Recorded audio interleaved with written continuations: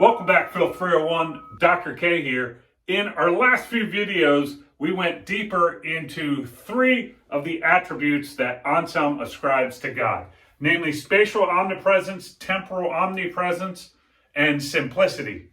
In this video, we're going to start our discussion of some problems that arise for Anselm's account of God. We're going to start by going back over the list of attributes that Anselm ascribes to God, or the list of things that Anselm says about God throughout the Proslogion. And then I'm going to identify two types of problems that arise with respect to those attributes. And then we're going to look at one of those problems in particular in this video, namely what I call the problem of atheism. So let's go back over the list of attributes or things that Anselm says about God throughout the Proslogion. Well, he says he exists, he's supremely good, he depends on nothing else or exists through himself, he's self-sufficient. All things depend on him for his existence and for their happiness. He cannot be thought not to exist. He's the creator and made all other things from nothing. He's just, truthful, happy, joyful, knowledgeable, omnipotent or all-powerful. He's merciful, impassible. He's not a body. He has no spatial extension. Rather, he's spirit. He cannot be corrupted. He cannot lie.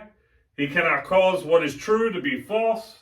He's living, wise, eternal, exists everywhere, is spatially unbounded, is wholly present everywhere, is not subject to the law of space. He's spatially omnipresent. He exists always. He's temporally unbounded, not subject to the law of time. You say he's temporally omnipresent. He's light. He is greater than can be thought. That's to say, he can't be fully grasped. He's beautiful, harmonious, fragrant, savory, soft, not composed of parts. That's to say, can't be broken up. He's completely one, simple, alone. He is what he is. So again, that's the divine simplicity theory that we talked about in the last video. He's necessary and his life is wholly present to him. So now, having gone back over that list of attributes or claims Anselm makes about God, and we could take that set of claims of that list to constitute his account of God. Let's turn now to discussing two kinds of problems that Anselm considers for his account of God. So there are two kinds of problems that Anselm considers concerning his account of God.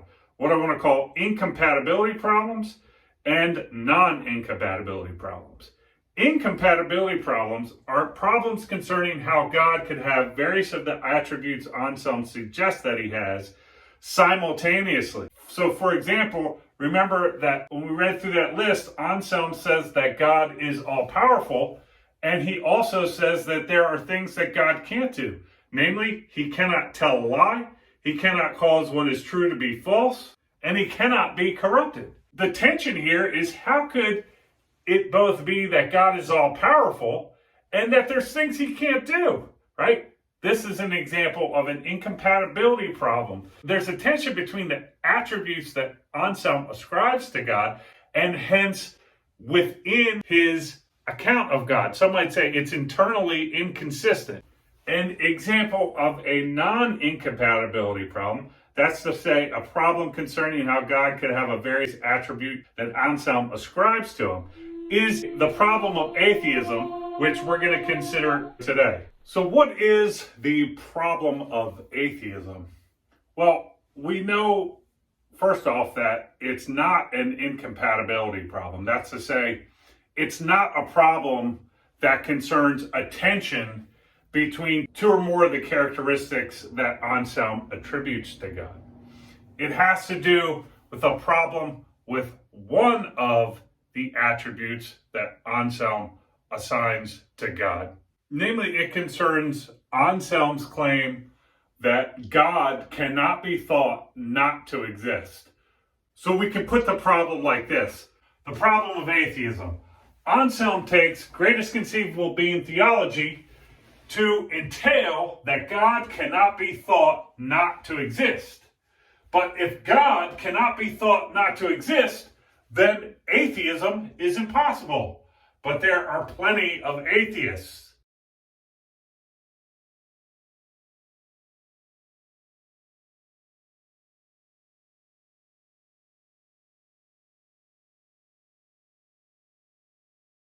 So let's break this down. First off, why does Anselm take greatest conceivable being theology to entail that God exists? What would be the reasoning involving the definition of God as that than which a greater being cannot be thought, to the claim that God cannot be thought not to exist? Well, it would be something like this. Which is greater? A being that can be thought to not exist, or that cannot be thought to not exist? The greater being would be the one that's so great you can't even think it not to exist. So if God was not such that he could not be thought to not exist, then he wouldn't be the greatest conceivable being. But by definition, God is the greatest conceivable being, so it follows that he cannot be thought to not exist, right? Can't do it. It's impossible to do it, given the definition of God and the fact that a being that cannot be thought not to exist is greater than a being that could be thought to not exist. But what is atheism? Atheism is the belief that God does not exist, right? So the problem then is God cannot be thought not to exist. That's an attribute that Anselm says God has. But it seems there are no shortage of people who are atheists, namely people who think that God does not exist. So what gives, Anselm? Well, Anselm's going to tell us what gives. What Anselm's going to say is that a person who believes that God does not exist and who says that, either all they're doing is mouthing the words and there's no signification behind the words whatsoever. Because, for example, they don't have a definition of God when they say God does not exist. Or those words have some meaning, but it's a peculiar meaning because they're using an improper definition or a peculiar account of God. Such as God is the big bearded guy in the sky. And when they say God does not exist, they mean the big bearded guy in the sky does not exist, right?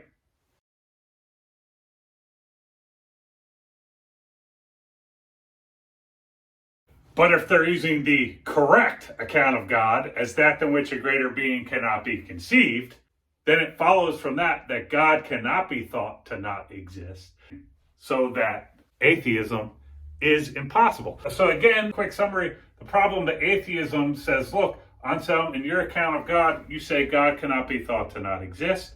Well, look, that means that atheism is impossible. So either you got to deny that atheism is a real, possible, coherent position, or you have to take back your claim that God cannot be thought to not exist. And essentially what Anselm does in his solution or response to that problem is say, fine, look, atheism is the incoherent position, not my account of God or this attribute of God, right? The atheists are confused, not me. Atheism as a psychologically possible position is gotta go on Anselm's view. It's a pretty radical, pretty interesting view, right? On his view, atheism is psychologically impossible if you're using the correct account of God as that than which a greater being cannot be thought. So in this video, we began our discussion of some problems that Anselm considers for his account and the solutions that he offers for them. We identified two general kinds of problems that Anselm identifies for his account. One kind is what we could call incompatibility problems, and these are problems that concern tension or incompatibility between two or more of the attributes that Anselm ascribes to God. These kind of problems essentially suggest that his account is internally inconsistent. All the attributes that he ascribes to God can't be had by God all at once. The other kind of problem was one that did not concern a tension between two or more attributes that Anselm ascribes to God, but between, say, one of the attributes that Anselm ascribes to God and some fact taken to be outside of his account of God. And in particular, we focused on the non-incompatibility problem, namely the problem of atheism. We defined what that problem was, and we discussed Anselm's solution to it. Of course, there's always more to say, and if you have more to say about any of what we discuss in this video, please put it in the comments below. In the next video, we're going to turn to discussing an incompatibility problem for Anselm's account of God, namely the problem of omnipotence. I'll see you in the next video.